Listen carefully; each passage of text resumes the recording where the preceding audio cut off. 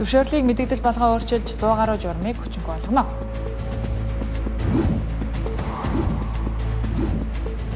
$1072 хувьцааны ногдол ашигт 208 тэрбум төгрөгийг иргэдэд тараана.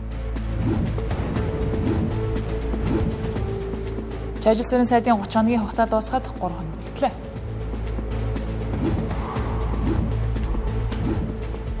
Манай улсад жилд 6250 тонн материал хаягдаж, 80 гаруй хувь нь байгальд хаягддаг байна. Оройн түргэзэгчтэй Тэнгэр телевизийн 7 мэдээллийн хөтөлбөр эхэлж байна. Анхаарлаа хандуулна.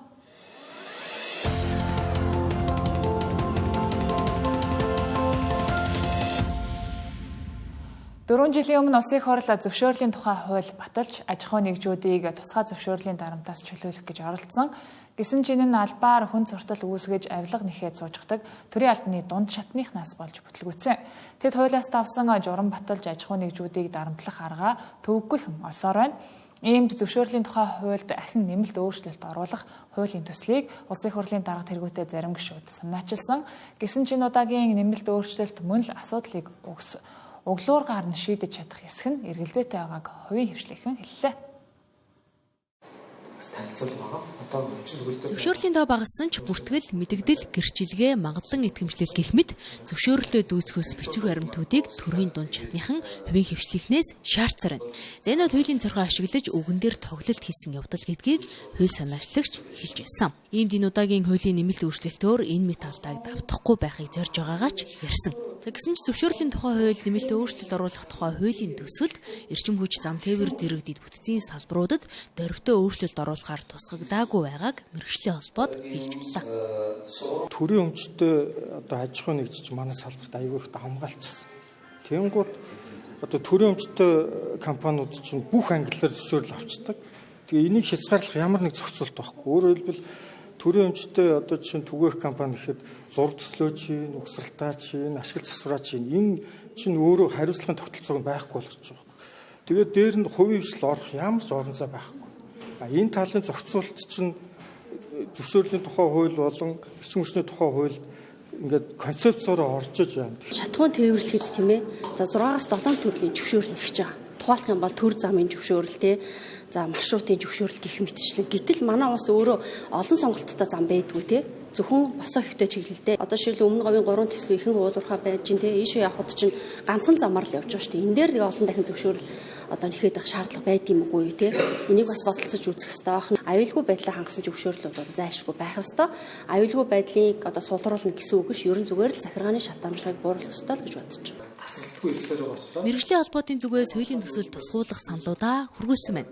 Улсын хурлаар байгуулагдсан ажлын хэсгийн зүгээс ч тэдгээр саналуудыг хуулийн төсөлд тусгахад нээлттэй гэдгээ илэрхийллээ. За гагцхүү зөвшөөрлийн тоог цөөлж байгаагийн ард аж ахуй нэгжүүд өөрсдөө хариуцлагатай байж стандарт дүрм журмаа мөрддөг байх нь чухал гэдгийг ажлын хэсгийн ахлагч хэлж ирсэн юм а.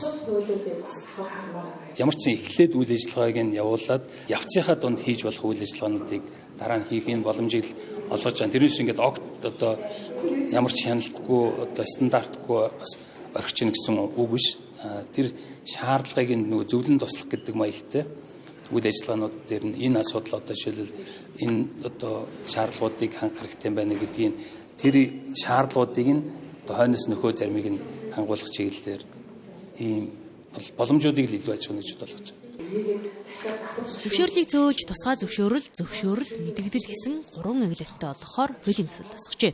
За ингэхдээ бага эрсдэлтэй нэг удаагийн шинжтэй үйл ажиллагаа явуулдаг бизнесүүдээс зөвшөөрөл шаардахгүй за холбогдох төрийн байгууллагуудад мэдэгдэл хүргүүлээд л ажиллах талаар тусгасан байна. За энэхүү хаврын чуулган нээхээс өмнө зөвшөөрлийн тухай хуульд нэмэлт өөрчлөлт оруулах тухай хуулийн төслийг илүү боловсронгуй болгохоор хувийн хвшлүүдээс санал авч байгаа юм а. Сар шинийн урт амралт сонжирсан золголтой болд дуусч улс төрийн хаврын улирлын тоглолт эхлэх хаяанд ирлээ. Улсын хурлын хаврын нэгдсэн чуулган эх сарын 15-нд нэгдэхийн чуулганаас урьдчилж Монгол Ардын нам энэ баасан гарагт буюу 27-ны өдөр баг хурлаа хийх бол ардчилсан намын үндэсний бодлогын хорооны хурал мөн ойр мөгхөн 3 дугаар сарын 10-д хавцаар болох нэ. Хууль зүйн сайдын амласан халуухан хаврыг хинхүнгүй хүлээж байна. Батлагдлаа.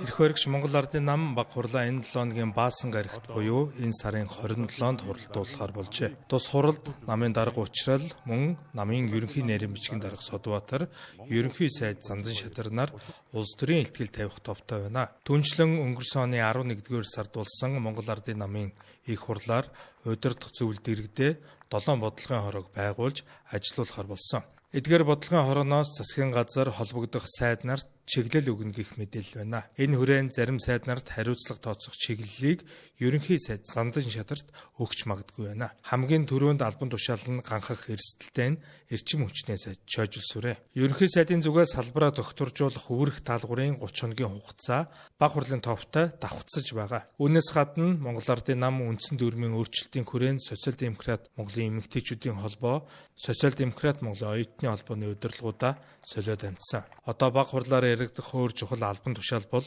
хотын намын хорооны даргын судлаа. Он гарсаар нийслэлийн Монгол Ардын намын хорооны дарга Нямбаатрыг хот байгуулалт, барилга, орон сууцчлалтын сайд Батамгалангаар солино гэсэн шум идэвхтэй тарсан. Үүний дараа удалгүй Батамгалангийн төрсөн дүүгийн замын тендерийн хэрэг сөхөгдсөн нь албан тушаалын яриа үнний ортой байж болох сэжгийг төрүүлсэн. Нийслэлийн намын хорооны даргын асуудлыг энэ удаагийн Монгол Ардын намын баг хурлаар эцэслэн мухарлахыг үгүйсэхийн аргагүй. Харин тэгвэл сөрөг хүчин ардчилсан нам 3 сарын 10-наас хойш буюу ротоц хийж үндэсний бодлогын хорооны гишүүдтэй шинжилсэний дараа хурлаа хийх урьдчилсан тов байна. Ардчилсан намын үндэсний бодлогын хорооны хурлаар гол шийдэх асуудал нь ерөнхий нарийн бичгийн даргаас сонгохоо. Одоо байгаа амруу хязгалан бол үүрэг гүйцэтгэгч. Тэгэхээр зайлшгүй ардчилсан намын галдахыг базах лидер хэрэгтэй. Сүүлийн үед гарч ирсэн шуум гэвэл ардчилсан намын үндэсний бодлогын хорооны гишүүн Улаанбаатар хотын нийтийн тээврийн үйлчилгээнд удирдлага мэдээллийн болон захим төлбөр тооцооны систем нэвтрүүлсэн Улаанбаатар Smart Card компаниг үүсгэн байгуулагч мөнх болоор ардчилсан намын улс төрийн зөвлөлийн гишүүн үндэсний бодлогын хорооны гишүүн ардчилсан намын бүлгийн зөвлөх Чимэд Орж хоёрын нэр идэвхтэй яригдаад эхэлжээ. Харин ардчилсан намын гинсект хүчтэй яригдаж байсан баяр цогт ерөнхийлөгчийн сонгуулийн сунгаанд өөрийгөө сойх саналтай байгаа учраас энэ удаа өрсөлдөөнөөс нэрээ татаж магадгүй гэсэн таамаг байна. Түүнчлэн нийслэлийн ардчилсан намын даргын сонгуул үндэсний бодлогын хорооны хурлын дараа явагдахаар байгаа.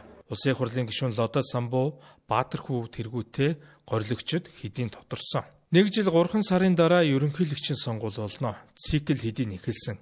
Кандидатуудын нэрч эхнээсээ тодорч 2 том нам, удирдлага, бүтэц, үндсэн дүрмээ шинжилсэн энэ үед одоо ерөнхийлөгчийн сонгуульд гол анхаарлаа хандуулах нь зайлшгүй. Ялалтад гол нөлөө үзүүлэх намын ерөнхий нарийн бичгийн дарга, нийслэлийн намын хорооны даргыг тодруулах сунгаанууд 2 намын баг хурлын дараагаар идэвхтэй өрнөхөр байна.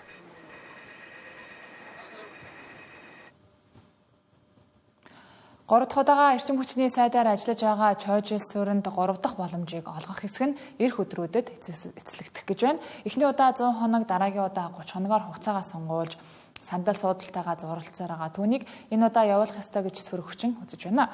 Хэрвээ ерөнхий сайд Зандан Шатар хариуцлага алдсан кабинетийнхаа сайдын толгойг нэлж хамгаасаар байх юм бол өөрөө ч мөн огцрох ёстой гэдгийг хэллээ.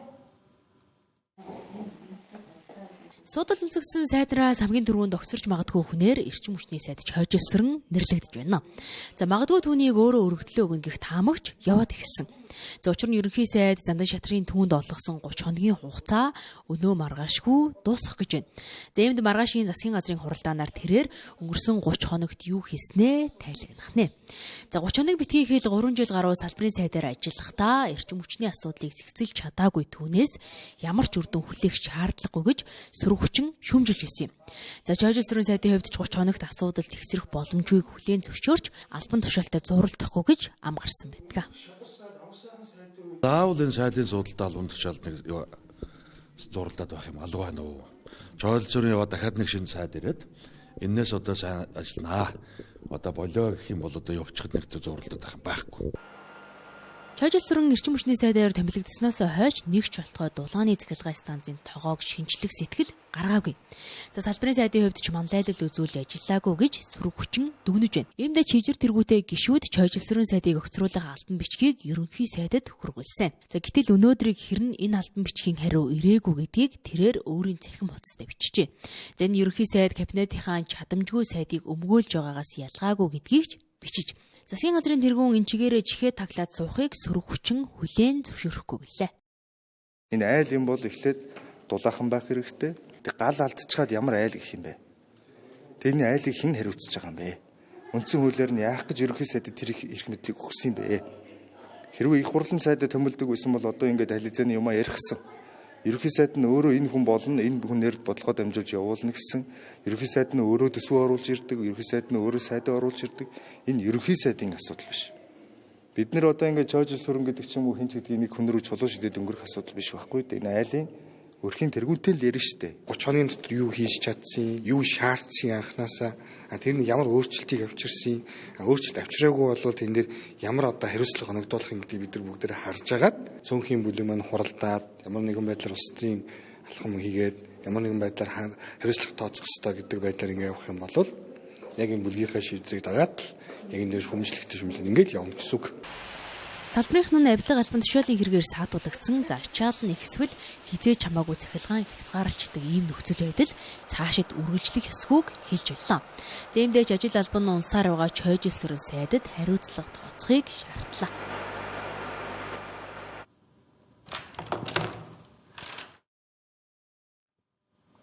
Ёс зүйн дэд хорон төрийн албан хаагч улсын их хурлын гишүүдийн ёс зүйн зөрчил, сахилга, хөрөнгө орлогыг хянах, хууль тогтоомжийн хэрэгжилтийг хангах, төрийн албаны нэр хүндийг хамгаалах үүрэг чиглэлтэй товчхондоо ёс зүйн дэд хорон төр захиргааны байгууллагуудын үйл ажиллагаанд шударга ёсыг тогтоох, албан тушаалтнуудын хариуцлагыг дээшлүүлэхэд зайлшгүй шаардлагатай бүтц юм а.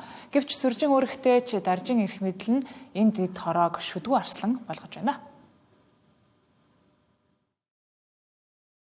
Нэр тэрдэмтэн Бэмбэн Эренчингуйгаас нэг хүн совист гэж орос үгний монгол орчуулгыг асуухад их эрдэмтэн монгол хүн тийм зүйл байхгүй учраас үгийн санд нь ч байхгүй гэж хэлж байсан гэдгээ. Түүнтэй агаар нэг нөхцөл манай парламентод дахал мэтигдээд дарж чадахгүй байдалд хүрлээ. Тэр нь улс төрчдийн ёс зүйн асуудал. Нэгэнт Монголын улс төрчид парламентын гишүүдэд ёс зүйтэй байх, ёс зүйн хэм хэмжээг баримтлах гэдэг ойлголт ухамсар нэгэнт байхгүй учраас ёс зүйн дэд хороо гэдэг бэлгэдлийн шинжтэй бүтэц байх хэрэгтэй юм уу гэдэг асуултыг сөргүүлэн тавих нь зүй ёсны хэрэг болж байна. Улсын хурлын ёс зүй дэгийн байнгын хороо нь 2020 оны сонгуулийн дараах 8 дахь удаагийн парламентын бүрэн эрхийн хугацаанд анх удаа бие даасан бүтэцтэйгээр байгуулагдсан.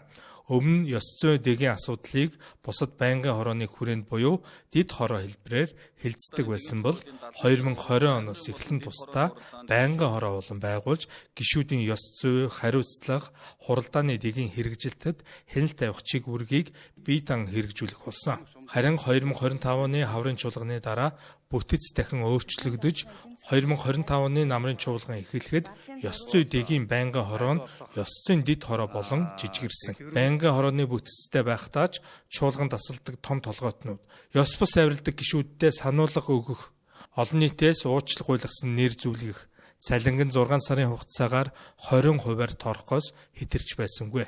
Угаас хуулиар олгогдсон эрх мэдлийн хүрээ хариуцлага тооцох чадамж нь ердөө инэ. Явж хамгийн том шийтгэл нь цалингийн 20%-аар торгох. Гэтэл яг үнэндээ сарын цалин харж хүлээж ажилдаг нэг ч гишүүн байхгүй.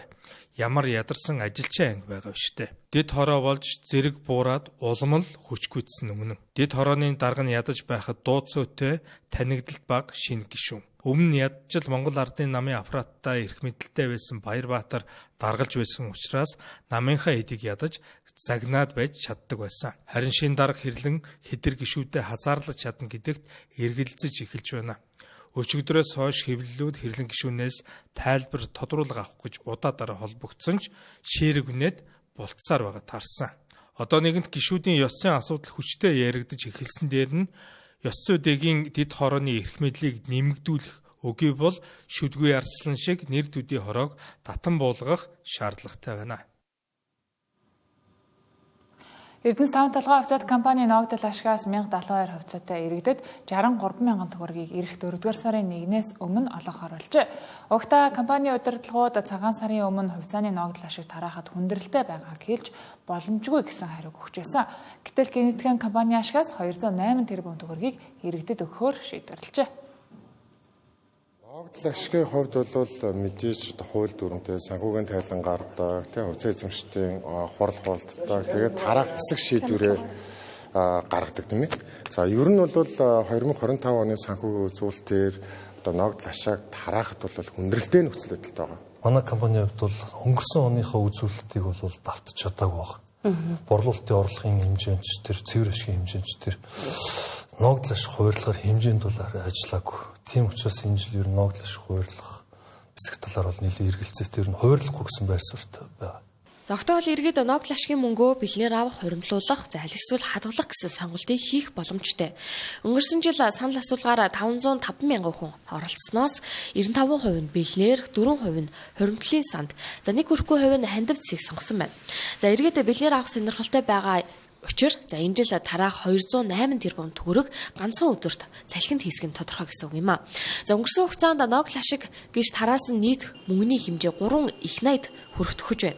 За өнгөрсөн жил гэхэд нэг ирэнд 350 мянган төгрөг гээд за нийт нэг их найд төгрөгийг бэлнээр шахуу тараасан байдаг. За 3 сая хүний хэдхэн өдрийн хоолны мөнгө болсон 2.7 их найд төгрөг. За өчнөө сургууль цэцэрлэг за тэр бүхэл томоохон хүчин шалтгаалтай цахилгаан станц барих мөнгөтэй дүүцэж байна. За тоолох юм бол олон жил яригдсан 7-ны 5 дугаар цахилгаан станцыг барих санхүүжилтийн хэмжээг 658 сая америк доллараар тооцож байгаа. За үүнийг төгрөгт шилжүүлбэл 2.3 их найд төгрөг болох юм. Өөрөөр хэлбэл бэлнээр тараасан 2.7 их найд төгрөгөөр 300 мегаваттын хүчин чадалтай дулааны цахилгаан станцыг барьж байгуулах боломжтой байсан юм а. За мөн хавдрын шинэ эмнэлэг барих нийт төсвийг 450-аас 500 тэрбум гэж тооцоолсон. За ингээд харвал 2.7 их найд төгрөгөнд дунджаар 5 ширхэг шинэ хавдрын эмнэлэг барих боломжтой мөнгөнд үнэтэй дүүцэж байгаа юм а. За нэг сургууль барих өртөг 10 тэрбум төгрөг гэж тооцвол 250-аас 300 сургууль мөн 13500 залуу гэр бүлийг орон сууцтай болгох хэмжээний төсөв хөрөнгөтэй дүүцэж байна. За харин энэ жил бэлнээр тараах 200 тэрбум төгрөг нь за дулааны 4-р цахилгаан станцын 100%-ыг шинжлэх мөнгөний 60%-тай дүүцэж байгаа юм а. За баялагтай эзэн монголчууд 97-26%-ыг эзэмшдэг. За гэвч нэг иргэнд ногдсон 1002 хувьцааг худалдан авах эрх нь хаалттай хэвээр байна. За та өнөөдөр 1002 хувьцааг өсгөхч боломжгүй, хэн нэгэнд зарчиж болохгүй. За жил болгон л захиран зарцуулах эрхийг иргэдэд олгохлоор ярьдагч сонгуулийн PR за аль эсвэл баяр болгоны өмнө тараадаг хэрэгсэл мэт байсаар ирлээ. За цаашид ийм аргаар ашигласаар байвал 1002 хувьцаа дэр төдий хаяа нэг бэлэн мөнгө тараадаг хэрэгсэл болж үлдэх тавилан хүлээж байна. 2 сарын өмнө 2026 оны төсвөө баталсан нийслэл хот төсвөө тодтоглоо. Ингэхдээ орлогоо 438 тэрбум төгрөгөөр ахиулж үүндээ тарсан зарлагыг хуваарлаа. Гэхдээ гаргасан зардлын дийлэнх нь Улаанбаатар трамвай төслийн санхүүжилтэд зарцуулагдахаар тусгасанд нийслэлийн иргэдийн төлөөлөгчдийн хурлын зарим төлөөлөгчд бухимдаж байна. Учир нь трамвайнаас илүү нийслэлд эрчим хүч усаагаар мэт хэрэгтэй хатал хязээ үр дүн нь гарах тодорхойгүй төслийг санхүүжүүлэх шаардлагагүй гэсэн байр суурийг илэрхийллээ. За нийслэл хот төгжрөлийг бууруулах хүрээнд өндөр өртөгтэй метро, трамвай зэрэг төслүүдийг хэрэгжүүлж эхэлсэн. За ингэхдээ төр хувийн хвшлийн түншлэлээр санхүүжилтийг босгодлаар шилж байсан. За гэтэл гинтгэн өнөөдөр төсвийн тодтоглоор 2 их найд гаруй төсөв төртөгтэй Улаанбаатар трам төслийг 2026 онд 350 тэрбум төгрөгөөр санхүүжүүлэхээр оруулж ирлээ. За дулааны 4-р цахилгаан станцын 100%-ыг шинжилгээд хангалттай хэмжээний мөнгөөр трамвай төслийг санхүүжүүлэх нь эренб дарааллын хувьд шаардлагагүй гэж зарим төлөөлөгчид үзэж байна. Улаанбаатар трам чив чимээгүй байж исэн чинь 350 тэрбум төгрөг гээд ороод ирсэн байна. Одоо энэ 26 онд энэ 350 тэрбум төгрөгийг зарцуулж амжих юм уу? Энэ 350 тэрбум төгрөгөөр Улаанбаатар трам гэдэг энэ төсөл хаана яг юу хийх гэж байгаа? Дахиад нөгөө нэг өмнөх метроны төсөл шиг зураг төсөлтөөгөө зурлалцаар байгаад энэ жилийг өнгөрөөх юм биш үсттэй. 350 тэрбум төгрөгөөр бид нар 15 сургууль шинээр нээж чадна. Өнөөдөр бид нар бодиттой амьдрал дээр юу харж байгаа нэхэр сургууль цэцэрлэг амархад хүүхдүүд манай хотын төвчрөл огт байхгүй болдог. Тэгэхээр өнөөдөр чанартай боловсролын асуудал дээрээс бид нар энэ хотын төвчрлийн асуудлыг Улаанбаатар хотод төвлөрүүлэн төвийн 6 дүрхтээ үүсэж байгаа шүү. Тэгэд ийм том анхны шатны энэ хэрэгцээгээ хангаж чадахгүйгээр дахиад энэ урт удаан хугацаанд хязээ үр ашиг авахыг үзэхгүй. Ануу үжи одоо өнөөдөр 30 настайх би нэг 40 хэдэн настай гэдээ үзэх юм бол ануу үжин энэний үр шимийг үүсгэх ах бид нар өдрөл үзэхгүй бах. Зардлууд дээр. За энэ бол 350 тэрбум төгрөг гэдэг бол их мөнгө. Яг нийтийн тээврийг хөгжүүлэх томоохон зорилтын хүрээнд явах нь зүйтэй. Би бол энийг хувийн хвшлэр хийх гэж байгаа юм байна гэсэн чинь одоо бараг 100% нийслэл өөрөө хийх гэж байгаа юм шиг юм орж ирж байна. Нүүрсээр орлох өөр бусад эрчим хүчний их усүр барья гэдэг ингээд өнгөрсөн 7 хоногт бас тэзүүгээ батлуулсан.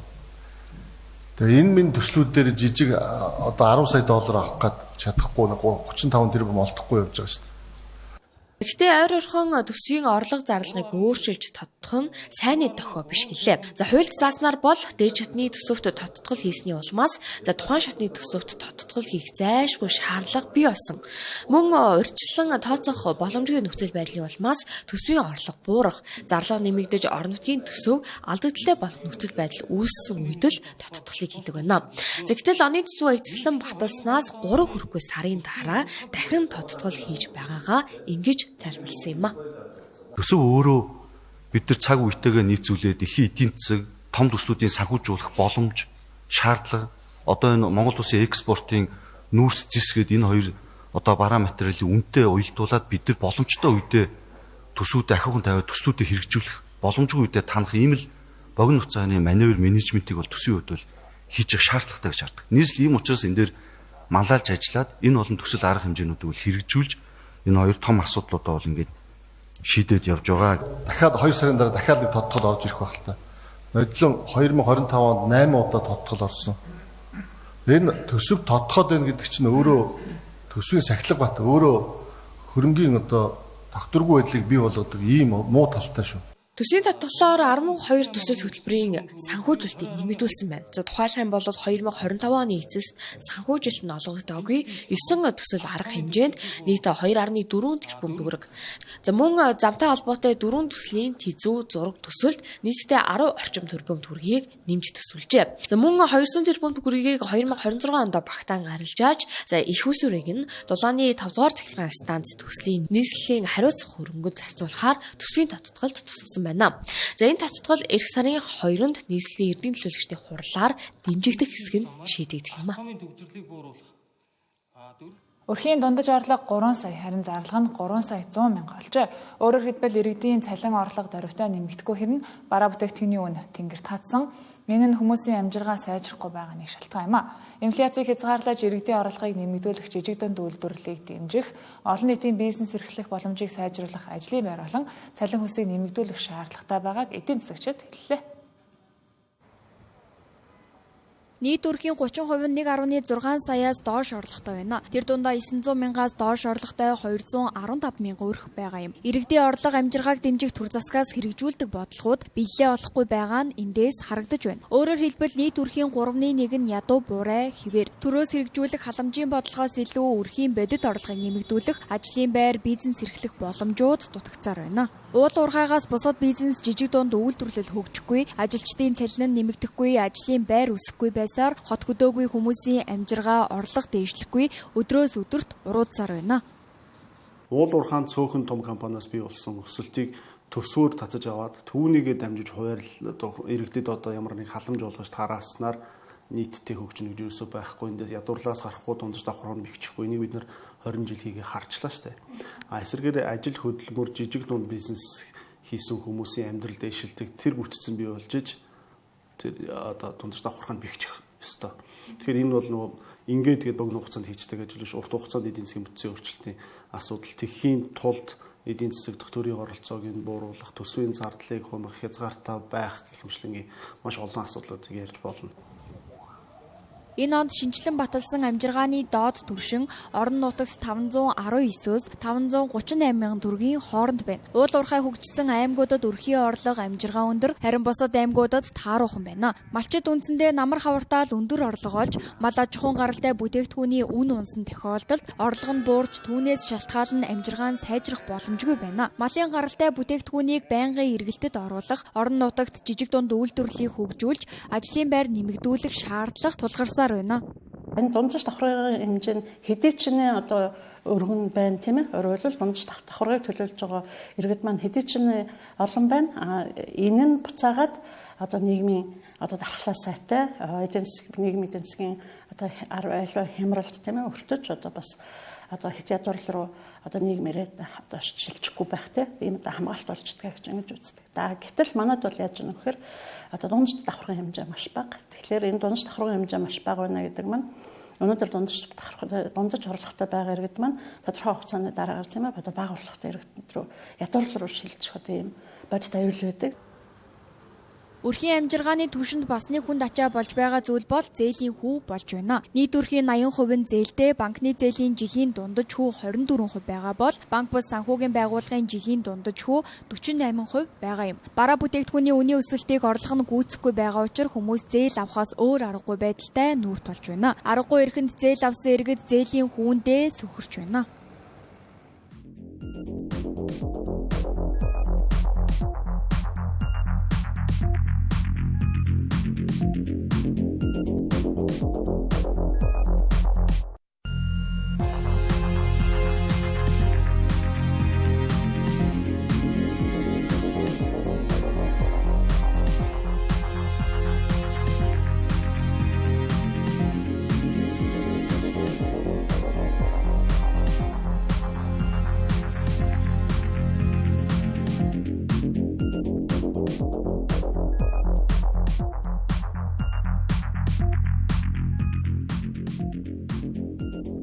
Тэнгэр телевизийн 7 мэдээллийн хөтөлбөр студиэс шууд үргэлжилж байна. Монгол улс 2025 оны Global Peace Index буюу дэлхийн их тайвны индексийн тайланд Аз тэвийн хамгийн тайван аюулгүй орнуудын эхний 5-т багтжээ. Уг индексийг Австралид төвтэй Institute for Economics and Peace байгууллага жил бүр гаргадаг бөгөөд дэлхийн 160 гаруй орныг нийгмийн аюулгүй байдал, дотоод болон гадаад мөргөлдөөний түвшин, цэрэгжилтийн үзүүлэлт зэрэг 20 гаруй шалгуураар үнэлдэг ажээ. Дэлхийн их тайвны индекс нь улс орнуудыг 1-5 оноогоор үнэлдэг бөгөөд бага оноо нь их тайвны түвшин өндөр байгааг илтгэдэг. Индекс нь нийгмийн аюулгүй байдал, хамгаалалт, үргэлжилж буй зөрчилдөөн, цэрэгжилт зэрэг 3 үндсэн чиглэлээр 163 улсыг хэрэмбэлдэг байна. Сүүлийн 10 жилийн хугацаанд Монголын дэлхийн их тайвны индексийн үзүүлэлт сайжирч, улс орныг дэлхийн шилдэг 50 орны тоонд тогтмол багтуулжээ. Тодорхойлбол 2015 онд Монгол улс 222 оноогоор дэлхийд 42 дугаарт жагсаж байсан бол 10 жилийн дараах үзүүлэлтээр оноо нь 171 болж сайжирснаар Азид 5 дугаарт 163 орноос дэлхийд 37 дугаар байранд оржээ. Жагсаалтыг Сингапур улс тэргүүлж удаах байруудад Япон, Малайз, Бутан улсууд бичигдсэн бол Монгол улс тэдний араас буюу 5 дугаарт бичигджээ. Тайланд орцсноор Монгол улс бүс нутгийн хэмжээнд харьцангуй тогтвортой улс төрийн орчин, гадаад зөрчилдөөн багатай байдал, нийгмийн аюулгүй байдлын үзүүлэлтүүдээр давуу үнэлгээ авсан байна. 2026 он гарснаас хойш Монгол орны нутаг дэвсгэр болон хил орчмын бүс нутагт нийтдээ 3300 орчим газар хөдлөлт бүртгэгджээ. Эдгээр газар хөдлөлтүүдээс 1900 гаруй нь Монгол орны нутаг дэвсгэрт болжээ. 3 магнитудаас дээш газар хөдлөлт их бага хэмжээгээр мэдрэгдсэн байна. 2026 он гарснаас хойш 3.5-аас дээш магнитудын хүчтэй газар хөдлөлт Монгол орны газар нутагт нийтдээ 5 удаа тохиолджээ. За хүчнийхэн хувьд авч үзвэл магнитуд нь 1 хүртэл газар хөдлөлт 1439 удаа, за магнитуд нь 2 дахь газар хөдлөлт 472 удаа, магнитуд нь 3 дахь газар хөдлөлт 21 удаа, магнитуд нь 4 дахь газар хөдлөлт 4 удаа болсон байна. За хамгийн сүүлд гэхдээ энэ сарын 22-ны өдөр Ховд аймгийн Булган сумын нутаг дэвсгэрт Улаанбаатарын цагаар 9 цаг 30 минут орчимд 4.5 магнитудын хүчтэй газар хөдлөлт тохиолджээ. За 3 магнитудаас дээш газар хөдлөлт их бага хэмжээгээр бидэнд мэдэгддэг байна. Тэгвэл 2026 он гарснаас хойш 3.5-аас дээш магнитудын хүчтэй газар хөдлөлт Монгол орны газар нутагт нийтдээ 6 удаа тохиолджээ. За сүүлийн жилүүдэд манай орны газар хөдлөлт олон жилийн дундаж орчин байгааг судлаач хэлж байна. Он гарсаар бол 2026 онд бол 1 сараас эхлээд газар хөдлөлт нь ерөн хэвийн гэх юм уу та одоо статистикийн хувьд одоо хэвийн 3.5-аас илүү магнитудын газар хөдлөл одоо нийтдээ 6 болсон байна. Энэ нь бол ерөнхийдөө нэг Монгол улсын нутаг дээр 7 хоногт нэг удаа ойролцоо шүү дээ. 3.5 магнитудаас илүү хүчтэй газар хөдлөлтгөө. За сүүлийн хамгийн сүүлийн онцлог нь бол 2 сарын 22-нд Ховд аймгийн Булган суманд бол ойролцоо 9 цаг 30 минутын үед 4.5 магнитудын газар хөдлөлсөн. За энэ 4.5 магнитуд нь Ховдын хувьд бол энгийн үзэгдэл ерөнхийдөө одоо нэг 2 жилдээ ч юм уу ингээд тогтмол үзэгдэг. Харин зөвхөн Улаанбаатар хотын хувьд он гарснаас хойш 61 удаагийн газар хөдлөлт бүртгэгдсэн байна. За эдгээрийг хүчний хувьд авч үзвэл магнитуд нь 1 хүртэлх хүчтэй газар хөдлөлт 44 удаа, за магнитуд нь 2 дахь газар хөдлөлт 15 удаа, за магнитуд нь 3 дахь газар хөдлөлт 1 удаа, за магнитуд нь 4 дахь газар хөдлөлт 1 удаа болсон байна. Улаанбаатар хот маань бол ерөнхийдөө 2005 оноос идэвхжил ажиллагдсан. 2012 онд энэ тоон бол нэлээд өссөн. 2000 гаруй хөдөлгөөнөөр бүртгэжсэн. Гэхдээ их голцоо бага байсан. За тэгээд бол бас л 21 онд ч те Улаанбаатараас Мэдрэгдэхүйц тийм газар хөдлөл 3 удаа болсон. Тэр нь хангалттай холбоотой Чойрын орчимд газар хөдлөсөн байдаг. Тэгээд иймэрхүү байдлаар 3 удаа мэдгдсэн. Энэ жилийн 26 он 25 онод тийм Мэдрэгдэхүйц хөдлөл ерөөсө бологд ажиллаагүй. Монгол улсад бүртгэгдэж буй газар хөдлөлтийн 90 орчим хувь нь баруун аймагуудад тохиолдож байна. За судлаачдын үзэж буйгаар энэ нь тус бүс нутагт тектоникийн идэвхтэй бүсэд оршдогтой холбоотой байна. За баруун аймагууд Алтай нуруу, Хангай нуруу орчмын идэвхтэй хагарал бүхий бүсэд байрладаг бөгөөд газрын царцтас байнгын шахалт хөдөлгөөнд оршдог байна. Мөн энтгийн хавтан хоош шахагдан Евразийн хавтантай мөргөлдөх үйл явц Төв Азийн гүнд нөлөөлж баруун аймагуудын газар нутгийн хагаралуудыг идэвхжүүлдэг хэмээн мэргэжилтэн тайлбарлаж байна. За тус бүсэд түүхэндээ 8 магнитудаас дээш хүчтэй газар хөдлөлт 2 удаа тохиолдож байжээ. Тодорхойлбол 1905 оны Булаан газар хөдлөлт, за 1957 оны Гой Улаан газар хөдлөлт зэрэг томоохон гамшгууд тохиолдож байсан юм а. Манай улсад жил бүр ойролцоогоор 6250 тонн хар тоглоход хөхрийн хүчлийн батарей ашиглалтаас гарч байгальд хаягддаг гэх тоо мэдээлэл бий. Үүнийхээ маш цөөн хувийг дахин боловсруулдаг бол дийлэнх нь байгальд хаягдаж хөрс усны бохирдол үүсгдэг байна. Тодорхойлбол 19% нь дахин боловсруулагдаж 80% нь байгальд буруу хаягддаг байна. Ашиглалтаас гарсан хар тоглоход хөхрийн хүчлийн батарейг ил задгай задлах, шатаах, энгийн хогийн цэгт хаяхан хөхрийн хүчил асгарч хөрсийг хөчилжүүлэх, гүний болон гадаргын усыг бохирдуулах нөхцөлийг бүрдүүлдэг байна. За тэгэхээр миний гарт байгаа энэ зүйл бол бидний нэрлэж заншсанаар хуруу зай. За нэг ширхэг ийм хуруу зай байгальд задрахын тулд 100-аас 500 орчим жил зарцуулдаг. За гэхдээ дотор агуулгадах металлууд нь байгальд бүрэн задрахгүй. За ердөө нэгэн ширхэг энэ хуруу зай 20 м квадрат хөрсийг бохирдуулдаг бол 400 литр хүртэлх унтны усыг шаардлага хангахгүй болгодог. За гэхдээ хэрэглээнээсээ халах боломжгүй учраас за ядаж хаяхдаа зөв зохистой ангилж хайж хэвшихийг судлаачид зөвлөж байна. Батарей бол өөрөө ерөөсөө химийн хортой аюултай хог хаягдлын чагсаалтанд бараг номер 1-т ордог. Ягаад гэхээр батарейг бол дандаа химийн элементүүдээр хийж байгаа шүү дээ, тийм ээ. Тэгэхээр манай улсын хувьд бол яг нөгөө батарейн хог хаягдлын менежмент гэдэг асуудал бол хараахан шийдэгдээгүй. Өндөр хөгжилтэй орнуудад бол энэ асуудал шийдэгдсэн. Бүх батарейнууд ингээд дугаартай, сээртэй тийм ээ. Би гэдэг хүн ийм сээртэй батарейг эзэмшиж байгаа. За хэрэглээд дуусны дараагаар тохирох хаягдал аваачид тушаадаг цэгтэн аваачид хайдаг ч юм уу тийм ийм байдлаар. Тэгэхээр ер нь бол батарей өөрөө химийн нэгдлүүдээс бүрдэж байгаа учраас шууд аваачаад хогийн сав руугаа хаяад ч юм уу хог дээр аваачаад хаяад ингэх юм бол эргээл байгаль орчин хүний амьдарч байгаа бидний энэ эргэн тойронд бол хор хөнөөлөө үзүүлж яана л гэсэн үг. Хуруу зай импортлогч GP Petro Mongolia компани хувьд 2018 оноос эхлэн борлуулсан батарейгаа томоохон худалдааны төвүүдэд байрлуулсан шилэн хоргоор дамжуулан буцаа авдаг болжээ. За жилд дунджаар 37500 ширхэг хуруу зайг буцаа авдаг байна. За энэ нь 2018 онтой харьцуулахад 5 дахин өссөн тоглолээ. 2018 оноос хойш өнөөдрийг хүртэлх хугацаанд нийт 26000 кг хуруу зайг зориултын устгалын компанид нийлүүлсэн гэлээ. Хуруу зай гэж ярьдаг штэ бид эдийн тэр нь 2 атай батарей нь дунджаар цэнэггүй болсон алкалайн батарей цэнэггүй болсон үедээ 25 г байдаг. За 3 атай гэдэг нь болохоор арай жижиг батарей нь болохоор дунджаар 10 г орчим байдаг байхгүй юу? Цэнэггүй болсон үедээ гэсэн үг. Тэгээд бид болохоор 18-аас 25 онд цугларсан хаягдал батарейгаа яг нөгөө нэг бүрчлэн тоолох боломжгүй учраас ойролцоогоор 26000 кг хаягдлыг устгалд өгсөн гэж тооцоолж гаргаж байгаа. Өндөр хөгжилтэй орнууд батарейн хог хаягдлыг тусгай тогтолцоогоор зохицуулж үйлдвэрлэгчийн өргөдгсөн хариуцлагын бодлогыг хэрэгжүүлж байна. За тухайлбал Герман улсад хэрэглэсэн зай батарейг дэлгүүр бүр үн төлбөргүй хүлэавч тусгай ангилын ялгалтаар дахин боловсруулдаг тогтолцоо бүрэн нэвтэрсэн байдаг.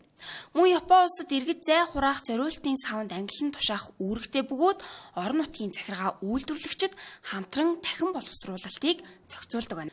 Энэ мэтчлэн ашиглалтаас гарсан батарейг англи ялгах тогтолцоог сайжруулах, за импортлогч байгууллагууд хариуцлагын тогтолцоогоо нэмэгдүүлэх шаардлагатай байгааг харж болохоор байна. Ашиглалтанд орсон орон сууцыг улсын комисс хүлээж авахдаа барилгын зураг төсөл, чанар, стандарт, оршин суугчдын аюулгүй байдлын шаардлага хангасан тохиолдолд хүлээж авах ёстой. Гэтэл улсын комисс халуун усгүй, тоггүй, дулаангүй байрыг хүлээж авсан жишээ нэгээр тогтохгүй хөндөгцөр байна. Тухайлбал Чингэлтэй дүүргийн 9-р хороонд хэдэн сарын өмнө ашиглалтад орсон байр одоо хэрн халуун усгүй байх жишээтэй байна. Дараа сард халуун усанд холбогдсон гэсэн үгэнд хурцаар өвлийн идэр 9-ийн хүүтнийг үзээд дуусч байгаагаа оршин суугчид нь учирлаж байна. Ашиглалтад орох хугацаанаас 5 жилийн дараа орсон жидтэй халуун ус чүгүй байрыг улсын комисс хүлээж авсанд бухимдалтай байна гэлээ. Гол хичээл биш цаасгүй. Гүн цагаасараас өмнө өгүүлэгжсэн тэгээд алхална шүү дээ. Халуун усгүй айгүй хөт устай тэр л хэцүү байна. Энд чинь ууланд хугацаа нь амар удацсан байхгүй юу? Бүтэн 5 жил нэг юунаасаа хойш ингээд явсаар байж. Дараагийн нэг жишээ бол Баянзүрх дүүргийн 30 дугаар хороонд байрлах 240-р байр юм. Тухайн байр нь ашиглалтад орохдоо хажуу талын хотгоноос хууль бусаар цахилгаан авч байсан. Үүнээс гадна ус дулааны холболтон хийгдээгүй гэжээ. Ингээд оршин суугчид өөрсдөөсөө 30 сая төгрөгийг гаргана энэ асуудлуудаа шийдэж байсан гэлээ. Ийм орон сууцыг улсын комисс хүлээж авсныг гайхаж байснаа хуваалцлаа. Энэ байранд бас айгүй их асуудал байсан.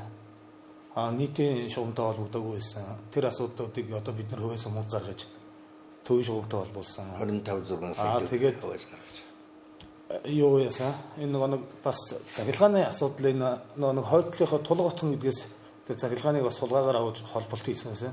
Эрчим хүчээ бол тэгж айл болгон 500 мянган төгрөг төлж байгаад эрчим хүчээ улсын болгоод тэр кодуудаа бүгд одоо хувийн хувийнхаа юм дээр код ирхээ аваад ингээд эрчим хүчээр хангагдчихж байгаа. Ус цэвэр ус дулаан энэ төр бол бас одоо хүртэл эцсийн шийдвэр гараагүй харин тэр нэг түгээхүүд дулаанаар хангах байгууллагатайгаа харьцаж байгаад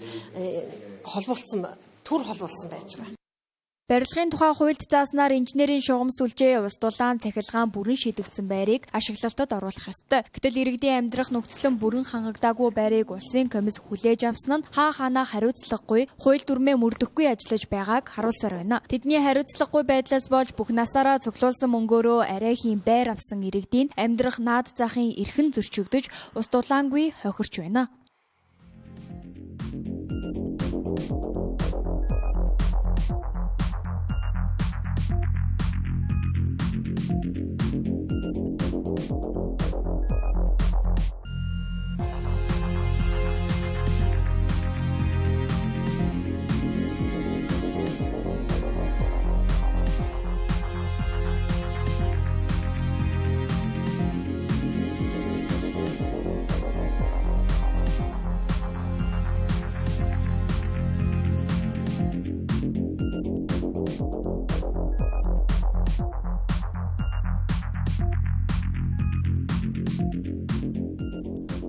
Тэнгэр телевизтэй хамтаагаад баярлалаа үзэгчдээ 7:10 мэдээллийн хөтөлбөр студиэс шууд үргэлжилж байна. Төлөв цэцгийн дэлгүүр 3 жилийн өмнөөс тармил болон хиймэл цэцэг хөдөлთა алж эхэлжээ. Өнөөдрийн байдлаар төлөв дэлгүүрт даалгаруу нэр төрлийн цэцэг хөдөлთა алгадаж байна. Манай улс шиг эрсдэл сугар амсгалтай нөхцөлд тармил цэцэг хөдөлтаалах нь баггүй эрсдэл дагуулдаг гэдгийг онцолж байлаа. Зуны удирдалт бол ялзарч муудах, өвлийн уйлралд хөлдөх эрсдэлтэй байдаг байна. Цэцэг тарьж ургуулна гэдэг нь яг л жаахан хүүхэд тэжээвэр амтны шиг арчилгаа шаарддаг гэж хуваалцлаа. Шинэ хичээлийн жил эхлэхэд болон багш нарын баяраар, эмэгтэйчүүдийн баяраар хонхны баярын үед хамгийн их ачаалттай байдаг байна. Манайх бол яг дэлгүүрээ нэгэд 3 жил хагастай болж байгаа. Яг тармил цэцэг анх тармил цэцгээр нээжсэн байхгүй юу? За тэгээд нэг жил хагасын дараа нэмэлтээр манай хиймэл цэцэг оруулж ирсэн байгаа. Хүмүүс бас танайх ингээд нэгэн л тармил цэцэг зарж байгаа юм чинь давхар сонголтоор ингээд хиймэл цэцэг байвал зүгээр юм шүү гэдэг юм бас орж ижсэн. Болохоор хиймэл цэцэг нээсэн. Тэгээ одоо 2 сарын 14-өөс яг энэ салбар дээр голын цэцэг бас давхар авчирч байгаа. Тэр нь 3 жил хагастай л болж байгаа. Ер нь энд 60-70 төрлийн цэцэг байгаа. Гэхдээ одоо бол ер нь нэлээ нөөц багтай байна.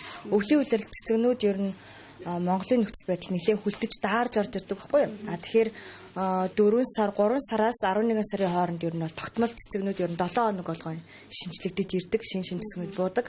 Өвлийн улирал одоо бол яг айгүй хүүтэн байгаа учраас цэцэг навч ер нь нэлээ нөөцгүй цөөхөн байгаа. байгаа. Тэгэхээр одоо бол нэг 60-70 төрлийн цэцэг байгаа тармил тасалгааны төрлүүд. Тэгээд нэмэлтээр хиймэл цэцгүүд бол төрлөөр тий сарнайл, лилээ, наран цэцэг гэдэг ч юм уу тий.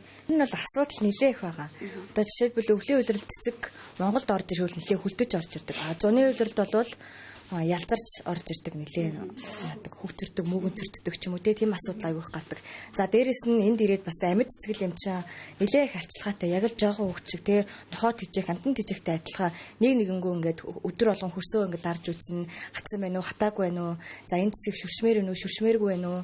Ямар саванд хийх вэ? Хөрсөн яаж гэн, тижэл яаж гэн гэх мэтчлэн бүх юм яг л тэгс дараалалд байгаа аягүй тийм чимглүүр ажил ихтэй гэх юм уу? Тийм байдаг. Ер нь бол тийм. Тэгээд дээрэс нь шууд карантины усаар усалж байгаа цэцэг маань мөөгөн цүрдэн, хөгзөрн те холоортой усаар гэж өвдөг. Тэгэхээр цэцгээ заавал урьдчил цэцгээ услахын тулд эхлээд хонуулаад усаа зөөлөн юмтай болгоно. Одоо холооргүй болгоно гэсэн үг байхгүй юу? За дараа нь хөрснийхөө чигийг үсгэхийн тулд доошоо гүн хатсан байна уу, хатаагүй байна уу? Тэрнээс нэг сансан үедээ нэг усалчий гэдэг юм бол биш байхгүй юу? Тэгэхээр өнгөөрсөө сайхан дарж үзэж агаад хөрс нь хэр чигшилтэй байна, хэр хатсан байна, тэрийг үзэж агаад хөрсөө усалдаг. За дээрээс нь сав бас зүгээр нэг гоё харагдсан саваа сонгоод авчдаггүй байхгүй юу?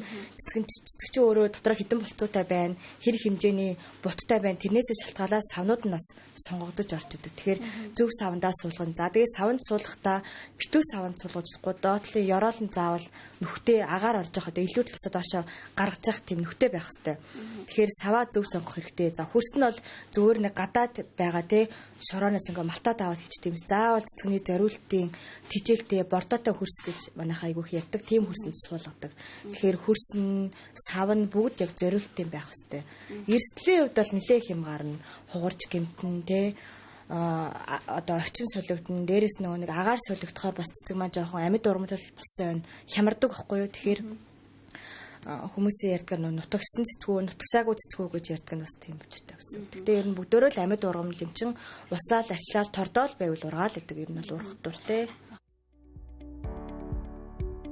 Хаан банк 2025 оны үйл ажиллагааны татврын дараах цэвэр ашиг болох 694.8 тэрбум төгрөгийн 58.8% буюу 409.2 тэрбум төгрөгийг нэгж хувьцаанд 214 төгрөгөөр тооцож хуваарлахаар шийдвэрлсэн байна. Ногдол ашиг авах эрхтэй хувьцаа эзэмшигчдийн нэрсийн жагсаалт гаргах бүртгэлийн өдрийг 2026 оны хувьцаа эзэмшигчийн ээлжид хурлын бүртгэлийн өдрөөр тасалбар болгон ногдол ашгийг эрх бүхий зохицуулагч байгууллагын зохих зөвшөөрлийг авснаас хойш ажлын 5 өдрийн дотор үнэт цаасны төвлөрсөн хадгаламжийн төв компаниар дамжуулан ногдол ашиг авах хэрэгтэй хувьцаа эзэмшигчдийн дансанд байршуулахар болжээ. Инвесткор банк бус санхүүгийн байгууллага компани 2025 оны жилийн эцсийн цэвэр ашигаас 2 тэрбум 40 сая төгрөгийг нэгж хувьцаанд 850 төгрөгөөр тооцож хуваарлахаар болсон байна. Ногдол ашигыг энэ оны 4-р сарын 20-ны өдөр үнэт цаасны төвлөрсөн хадгаламжийн төв компаниар дамжуулан хуваарлахаар шийдвэрлэжээ. Mon Logistics Holding хувьцаат компани өнгөрсөн онд 809 мянган тонн ачаа тээвэрлэж 290 тэрбумын орлого олсноор 9.6 тэрбумын цэвэр ашигтай ажилласан байна. Цэвэр ашигийнхаа 23.6%-ийг буюу 2.3 тэрбумыг ногдол ашиг болгон хуваарлахаар шийджээ. Мөн үүнээс гадна хувьцаагаа халааслах хугацаагаа сунгасан байна. Компани 4.8 сая ширхэг хувьцаагаа нэгж бүрийг нь 210 төгрөгөөр үнэлж нээлттэй зах зээл дээрээс эргүүлэн худалдаж авахаа зарласан. Энэ нь тэдний IPO-гийн үнээс 13.5%-аар өндөрдөн болж байгаа юм а. Энэ хөтөлбөрийн дүнд өнгөрсөн оны эцэст 782.2 сая төгрөгийн үнийн дүн бүхий хувьцааг нээлттэй захаас хувьцааны хүргэх чадварыг нэмэгдүүлэх зорилгоор эргүүлэн худалдаж авсан байна. Энэхүү үнийн дүнг 1 тэрбум төгрөгөөр зорж байгаа тул хөтөлбөрийн үргэлжлэх хугацааг 4-р сарын 1-ний өдрийг хүртэл сунгахаар болжээ. Тэнгэр телевизийн 7 мэдээллийн хөтөлбөр студиэс шууд хүрлээ. Анхаарал хандуулсанд баярлалаа.